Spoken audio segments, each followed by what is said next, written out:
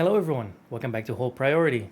In this video I want to talk to you about the first commander deck that I ever built, namely the Avatar Aang deck. I wanted to talk to you about the process that went into this deck and what it now has become and how it performed. So let's just dive into it right now. So why did I decide to make a commander deck? Well, if you've seen my Return to Magic the Gathering video, I explained that my friends started to play Commander and I wanted to join. And my first idea was to create a elf deck because elves are my thing. I like playing with elf decks. And during my search for cards for that elf deck, I found Avatar art on cards. And I was like, what? This exists? So I went full deep dive into getting to know these cards, and I bought this commander bundle from the Avatar set. And then things just snowballed because I pulled Avatar Aang. And it was also the foil one, not the magnificent art, because I mean that's impossible to get, or nigh impossible. And I just wanted to build around this because this card, its ability is just amazing. Why is it amazing? If you don't know this card, it has flying out of his own and a 4/4 and firebending too. What does firebending mean? That means when it attacks, you gain 2 floating red mana. You can use that to cast instant spells because you have to use it in your combat phase, because when the phase ends, you lose your floating mana. So it's mainly used for, well, spell slinging.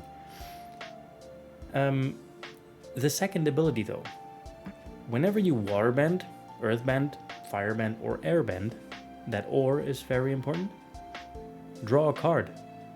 This is an insane card advantage ability, because every time you attack, you firebend. That's always 1 extra card in the bank.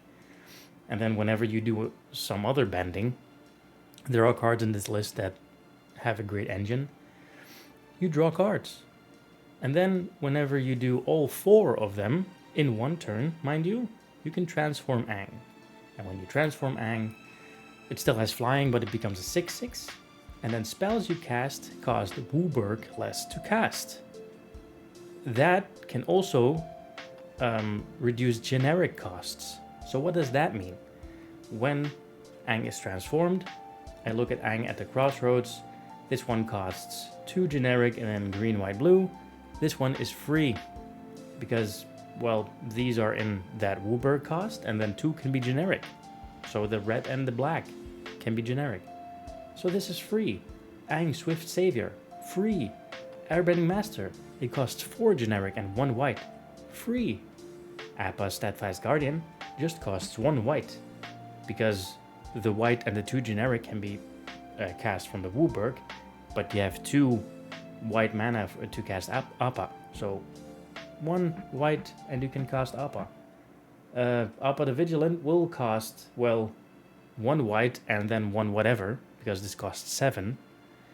So the whole deck can be almost cast free. Only the thing is, when you have spells with 2 of the same colors, you have to pay 1 of those colors, because that only takes 1 of them into effect.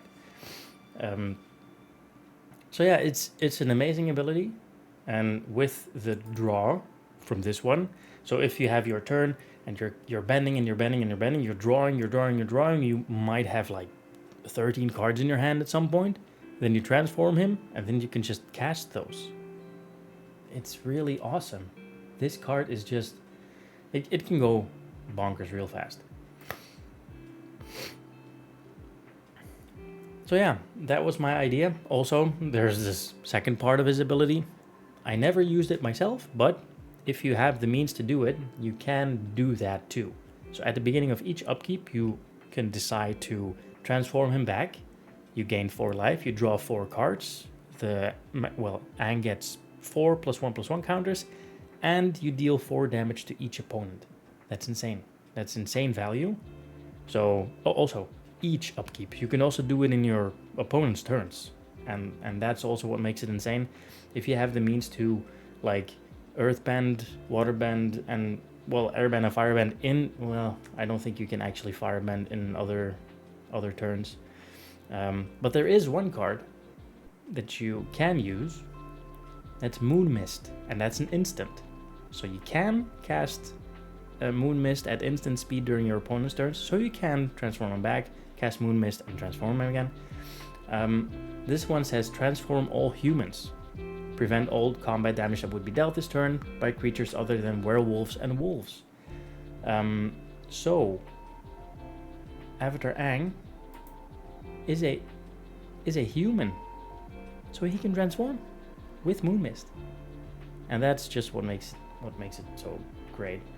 And then because this is an instant, now I'm going to go over a little combo here, so bear with me. Iroh Grand Lotus. He has, during your turn, each non-lesson instant and sorcery card in your graveyard has flashback. So this one has flashback for its cost. So you can cast it again, then it's exiled, but you can do this twice. It's really good. It's really, really good. But yeah, that was the idea. The idea was to make an Avatar Aang deck. So to build this deck, I need to finance Avatar with all kinds of bending. So I went ahead and started looking for cards that have bending. I started in my own inventory of cards. I have Aang, Airbending Master. The name itself says it. It's airbending. Aang at the Crossroads. The front card doesn't have any bending, but it says whenever another creature you control leaves the battlefield, so it can be done through airbending, it can be done through, well, whatever means if something dies. At the next upkeep you can transform Aang, and this one has earthbending. And then Aang Swift Savior, it has airbending when it enters, but it also has waterbending to transform this Aang into Aang and La Ocean's Fury.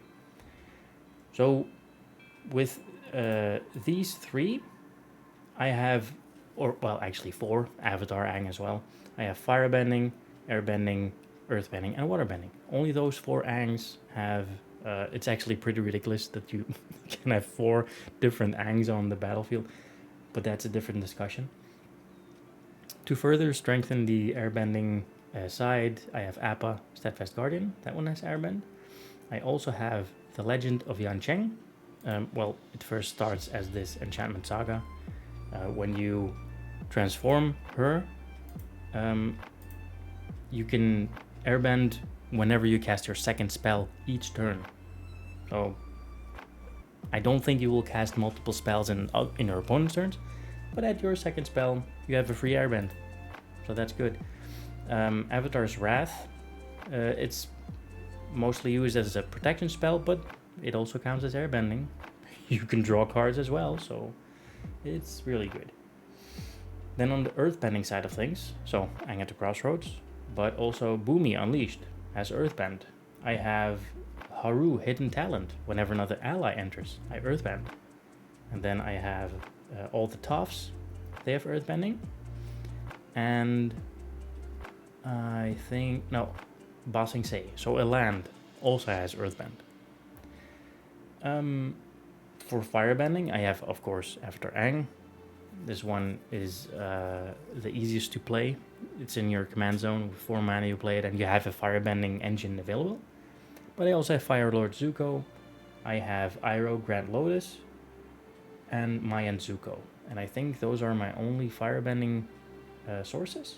But I don't need more because, well, I need it on Avatar Aang, and it has firebending itself. So that's okay. And then last but not least, waterbending. Aang Swift Savior is the first one. Then I have Katara, Water Tribe's Hope. And I have Waterbending Lesson. And I have Waterbending Ascension. Now, there aren't many waterbending sources, but I can get this enchantment from the Enlightened Tutor. I can see myself drawing into these cards. With Worldly Tutor, I can find Katara, Water Tribe's Hope. So there are sources to get or to draw into this. With the draw engine of Avatar Aang, there are ways to get there faster. But yeah, getting more water sources might be beneficial. Oh yeah, also Aang's iceberg that also has water bend. So yeah, that works as well. I'm sorry if I am blinking a lot. I suffer from hay fever and there's still a heat wave going on. So yeah, it's not a great feeling. Anyways, I digress. Where was I? Oh yeah. So the first pillar of the deck was the bending, and with all the bending that I had and that I could fill the deck with, it wasn't enough to get to the whole, um, you know, 64 cards. Well, no, 62. In this case, it's actually 65. I have only 35 lands in this one, but 65 cards or spells. I couldn't fill that with only bending. So I looked at a second pillar to fill this deck. And as I said, like Haru Hidden Talent, his Earthbend triggers when another ally enters. And then Appa, Steadfast Guardian, when you airbend or when you cast a spell from exile, you create a 1/1 ally. So everything also synergizes with allies. So then I filled it with stuff like Great Divide Guide. Each land and ally can tap for any color. Katara the Fearless, it makes a triggered ability from an ally trigger twice. Mayan Zuko makes ally spells have flash. It's stuff like that. So I put in like Sokka, Tenacious Technician to boost the ally pillar. I have Sokka's Charge here. I think White Lotus Tile also does something with the greatest number of creatures. So if I ramp up with lots of ally tokens, I get more mana available to me. Quan Chi Tong is also in here because, well, I pulled it from a collector booster. I think it was the second collector booster that I ever opened, and I got Quan Chi Tong, and I was really happy with that one. And this one, it's for the card draw, and in Commander, everyone searches their library. So this one gets +1/+1 every time someone searches their library, and you draw a card. So when they search, you get a free card, and that's always appreciated.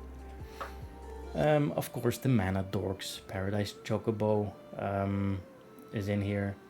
I also have Consecrated Sphinx for the extra card draw. So whenever an opponent draws a card, I may draw two.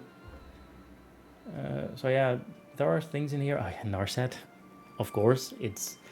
Now, I had this card put into the deck before I knew it was a game changer, because I had that lying around here. I thought it was bulk, but, well, no, that's lying. I knew this card was really great. I played it in Arena in almost every blue deck because opponents can't draw more than one card in their turn. So why wouldn't you play this? Everyone has card advantage, so you just stop that. But yeah, I put that in there. So now on to how does this deck win? Well, firstly, it's just overwhelming the opponent. There are a couple of ways to do that. You either make lots of allies, and you win with like earthbending and attacking. And there are some combos in this deck, like Ashaya, Soul of the Wild. Its power and toughness are equal to the number of lands you control, but non-token creatures you control also become forest lands in addition to their other types. So that means that, well, if you have a lot of allies, they're also lands, and this one gets really strong. But the important part is, or the counterpart of that combo, is Boomy Unleashed. Whenever Boomy deals combat damage to a player, untap all lands you control, and after this phase there's an additional combat phase and only lands can attack that turn. Ashaya made everything a land, so you can untap everything, and attack again. So as long as Boomy can deal combat damage, he has trample. Also, he's a land, so you can earthbend him, making him stronger and stronger.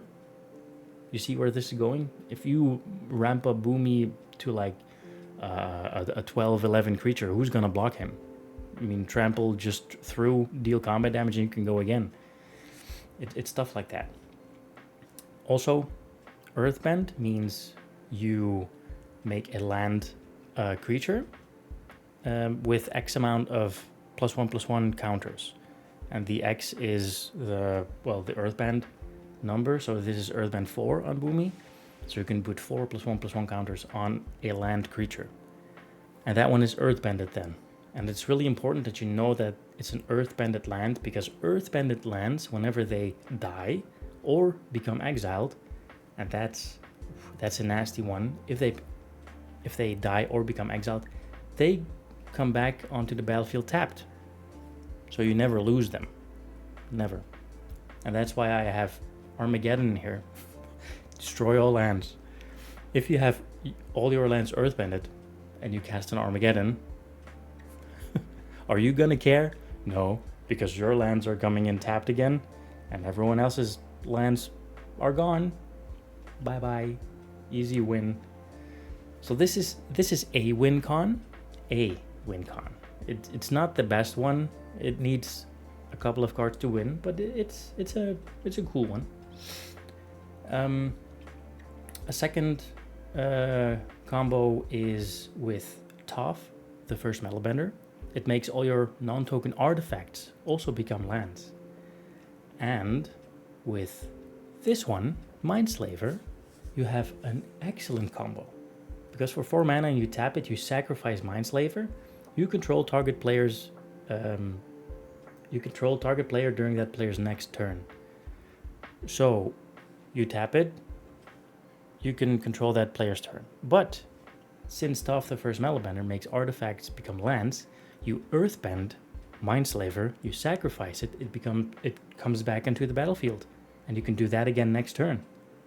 So this is an amazing recurring combo. So you can take over your opponent's turn, finish someone off, or do some shenanigans, and then whenever it's your turn again, you take back control of one opponent or another one, and you, I mean, there's so much potential. I've never pulled that one off, but in my mind, it is great. There's also another combo in here with Appa Steadfast Guardian and Aang Airbending Master. Now, I say Appa is Steadfast Guardian, but it can be with Airbending Master, it can be with Swift Savior. I'm not sure if there is another one that has Airbending when it enters. So yeah, it's either one of those, I guess. But I say Appa Steadfast Guardian because whenever you cast a spell from exile, when Appa is on the battlefield, you create an ally token. So,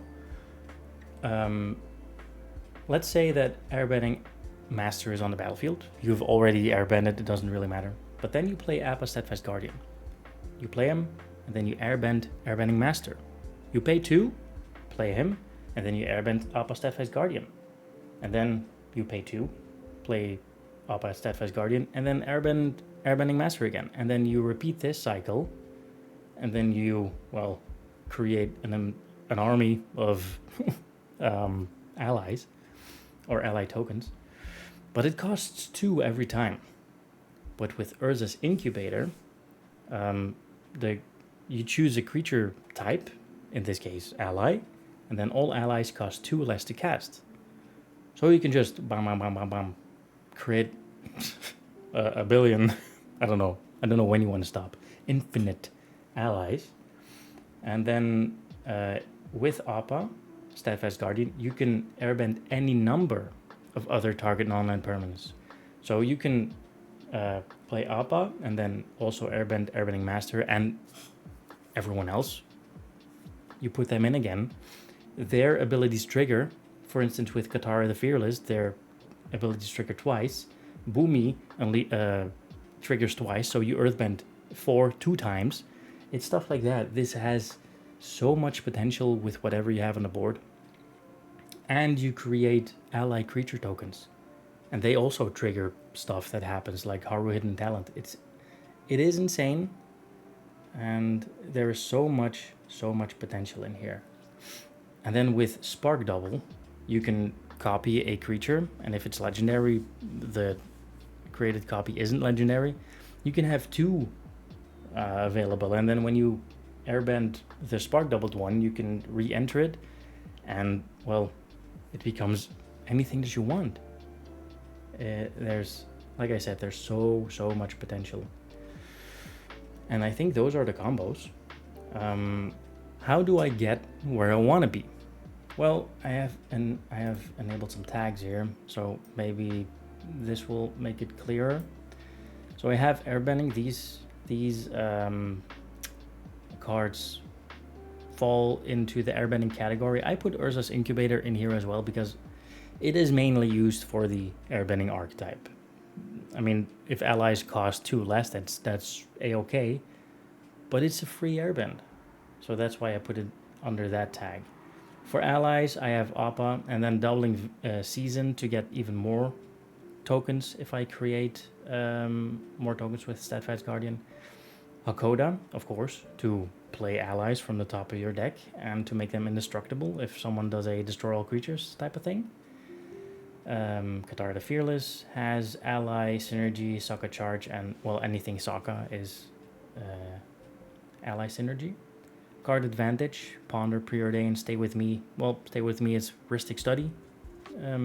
I have the normal one, but I proxied this version because I think this version is much more pretty. So I have that one in the deck, and the original one is somewhere else in a different deck. I think it's in my Simone deck. Yeah, I think so. One Chitong, of course, it's a card advantage. But the thing that I wanted to talk about was the ramp. So I have 11 ramp sources. I have Arcane Signet, I have Crop Rotation.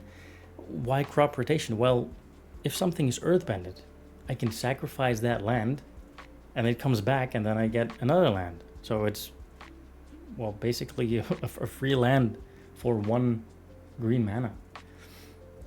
Explore is another additional land drop. Felwar Stone is a mana rock. Great Divide Guide is actually such a good card. If you have 5 allies, you have 5 more mana sources. It's really, really good. Nature's Lore speaks for itself. You can get any forest card. And there are many dual lands in here and triomes that has forest in them. The Paradise Chocobo is Birds of Paradise. I have the original Birds of Paradise, but this one, the same thing. I proxied this one because I think it's more beautiful. I actually wanted to get the original, well, Paradise Chocobo itself, like the original card, but it's an expensive one. Soul Ring, why wouldn't you play Soul Ring? It's in every commander deck. Tectonic Split. Now again, you have to cast, when you cast a spell, you have to sacrifice half the lands you control. If they are earthbended, who cares? They come back and all your lands tap for 3 mana of any color. I mean, why wouldn't you incorporate this in the deck? 3 visits, get another land, forest cards, just the same like Nature's Lore. And then White Lotus Tile, add X mana for the greatest number of creatures you control. With the creature type in common. So allies in this case. I have some tutors like the Enlightened Tutor to get artifacts or enchantments. Worldly tutors to create to find creatures, and of course the Eladamri's Call also to find a creature card. And Green Sun's Zenith. Now, I had put this in here. You have to search for a green card, and there's not a lot of green creatures in here. Like Katara the Fearless is one, and well, let me go into disable tags for a minute. Well, we have Boomy, and we have Aang at the Crossroads. We have Eternal Witness. I mean, there are green sources. Maybe Toffs, if you want to find Toffs. But there are many things that you might want to search for, which you can't if you only search for green. So maybe if I have Mindslaver and I need like Toph the Metal Bender, then I will play Green Sun Zenith for 4 and find her. That's a thing that I could do. Yeah, sure. Recurrence, that's also really important. So Eternal Witness, I can take a card back from the graveyard. Regrowth is the same. Splendid Reclamation for the lands. Like, let's say that I don't have everything earthbended, but I still want to screw everyone over and play an Armageddon. Splendid Reclamation brings everything back. So if no one stops the Armageddon with the counterspell, then I know I can safely play this Splendid Reclamation right after. I do need lots of stuff. Like this is 4 mana, and then this is 4 mana, so I need 8 mana to do that. You need to think about that as well. And Uncle's Musings. So you can return up to X permanent cards from the graveyard, where X is the number of colors of mana spent on this spell. So it's 2 green and 2 generic, which means that 3 is max. X can be maximum 3, but 3 cards for 4 cost. I mean, that's good. That's good value, right? 3 cards back to your hand for 4 mana. I like it. I like it. And then Aang's Iceberg is really good because you can exile a permanent from an opponent under Aang's Iceberg. The only thing is, if you want to use his waterbending for your Avatar Aang, that card goes back. So depends on what you sacrifice, what you exile, and then have to sacrifice this enchantment. But yeah, I have some waterbending as well. Waterbending Ascension, and then waterbending Lesson. So draw 3 cards for 4, it's okay. And then you'll also have to discard unless you waterbend, so why wouldn't you waterbend? It's stuff like that. But yeah, the lands itself, so I have Bossing Safe for an extra Earthband source, but Yuka Bok for Graveyard Hate. You need that. Someone is bound to play a recur deck. You need to exile some graveyard. And then lots of these cards are like dual lands and triple lands. Well, most of these are. I also have Lotus Field in here, because to play Lotus Field you have to sacrifice 2 lands. If you sacrifice the Earth Bandit once, you get them back, so it's a free Lotus Field that you can play. Why not? So yeah, that's basically the deck. Now, this is version 1. I have played it a couple times already. I think I might have won like 50-50. Not all games were... I didn't win all games. It wasn't really 50-50. Like, let's say that I won 1 and 3. But in all of them, it popped off. Like, it really popped off. Once I played with this deck, and another one played with their Avatar Aang deck, and I remember playing Moon Mist, and then he was about to counter my Moon Mist, and I was like, hey, it transforms all humans, so also your Avatar Aang. He was like, oh hell yeah, high five, and then we both transformed. He was looking at his phone, he wanted to have some Avatar soundtrack on, and when he was doing that, I was like, and now I airbend your Avatar Aang, and he was like, I countered that. Well, I have another airbend source because mine is free, so it was really good. It was really fun. But yeah, this deck can pop off in many directions, and it can be a threat when you play it correctly. And I'm really happy that I was able to build this deck and that I could make it work. The second variation will be more bending, much more bending, because I do notice that I can't transform Aang as much as I want, but the draw is really nice. So it has its ups and downs. So maybe in a couple of weeks, a couple of months perhaps, depending on how fast I can create a version 2, I will come back to revisit this deck and talk to you about upgrades that I made. And I think that was it. If you like this video, if you want me to go more in depth, or if this is in depth enough, if you like this content, you can subscribe, because I will talk about, well, all of my decks if you want. I am going to do that though. I have upgraded some precons. I have built some other decks from scratch, so I want to talk about those too. Leave a like, leave a comment, subscribe if you want to see more, and then I'll catch you in the next one.